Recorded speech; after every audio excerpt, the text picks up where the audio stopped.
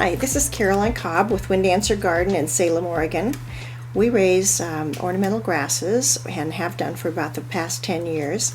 And I thought it would be interesting to talk a little bit about how to choose ornamental grasses for your garden. First of all, why are ornamental grasses becoming so popular in the last few years? Well, first of all, they're very diverse. They come in lots of different heights, colors, sizes, and they're also easy care. They only require cutting once a year. They're drought tolerant once they're established. They're deer resistant, so if you live in an area where you have a prevalence of deer, they don't eat them for whatever reason. They have few diseases and pests, and they are environmentally friendly.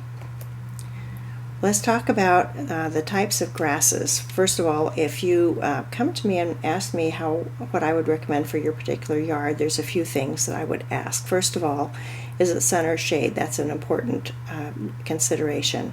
And if they have at least 5 hours of sun a day, that's considered full sun. So the next thing you'd need to know is, when do you want your grasses to look the best? In the spring, in the summer, in the fall, all winter?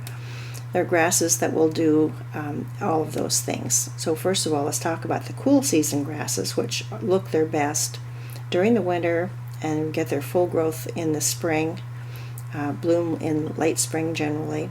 A lot of them are evergreen. Some of them will go dormant in the summer, and you can prune those back and they will have another flush of growth in the fall. The other type of grass is the warm season grasses. They're the ones that do best when it gets really, really hot in the summer. They love, temperatures in the 80s, 90s to get growing really quickly. Miscanthus is a typical example of a warm season grass. You cut them back in the spring and they leap out of the ground when the sun warms up the soil, and they're in full bloom by late August, September, October, and they look great all winter long. Then we have the clumpers and the creepers. Now, creepers have their place as holding down the ground on a hill, that sort of thing. But basically, most of our grasses are clumpers. That means they stay in a clump and don't run. The clumps will get a little bit bigger around each year. Then there are annuals and perennials. The only annual grass that we raise actually is the Pennisetum rubrum because it's so irresistible. Most of the ones that we have actually are perennial grasses. That means they come back year after year. Then we have deciduous and evergreen. Now, if you're wanting a look of evergreen having the same look year round, then you would choose a grass that is evergreen. Deciduous, there's a whole lot bigger choice of deciduous grasses, and their characteristic is that they turn tan after a freeze. Okay, well, how best to use ornamental grasses? They work wonderfully well as a focal point, and regardless of the size that you want, there's a grass that will meet that need. You can also take into consideration the seed heads and when you want the seed heads to appear, but they are wonderful as a focal point. Also for privacy, you can use them for privacy or as a screen. Even though you do need to cut these grasses down in the spring, they will come back very quickly and provide the screening when you need the most in the summer.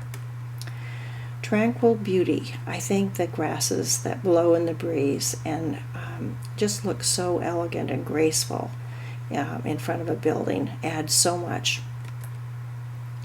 Here is a border of Pennisetum fountain grass, and this particular grass is in front of a medical building, and when I drove up it was so peaceful and calm. The slightest breeze would make it look like an ocean wave, and it was just stunning. Grasses can also be used as ground covers. Here, this is a Pennisetum as well, but this is taken in December.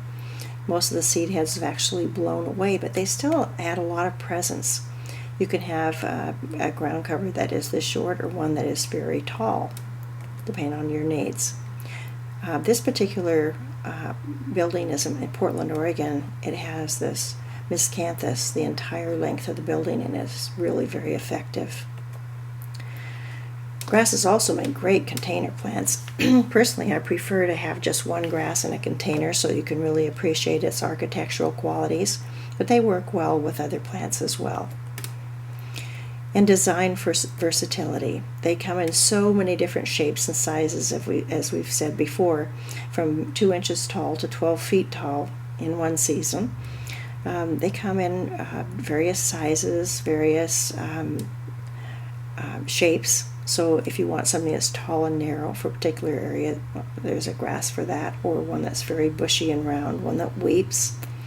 So just depending on the look that you want, we can find the grass.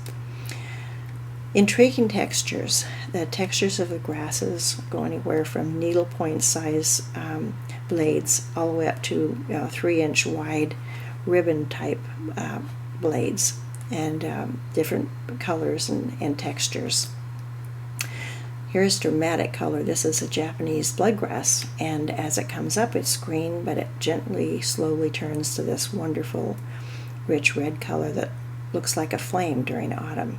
There are many different colors the grasses come in, from blues to variegations of green and white, yellow and white, burgundies, golds. So really, depending on what shade your house is, what your particular color scheme is in your yard, there's a grass that will fit it. And illuminating seed heads. Honestly, this is how I fell in love with grasses, are the many different types and colors of the seed heads that generally last through the winter, and when it's time to cut them down in March, they still look fabulous. Dynamic movement. As the grasses turn the tan, once it freezes, they turn papery and they rustle just beautifully in the slightest breeze. Seasonal interest. There really is 4 season interests for grasses. There are some that look great all winter long in the spring, and then the warm season grasses come along, look fabulous in the fall. This is a miscanthus on the left after a freeze, and it still holds its structure. So I get asked lots of times, do the grasses die down in the winter? And they don't die down. That's the beauty of them. They do keep their structure all winter long.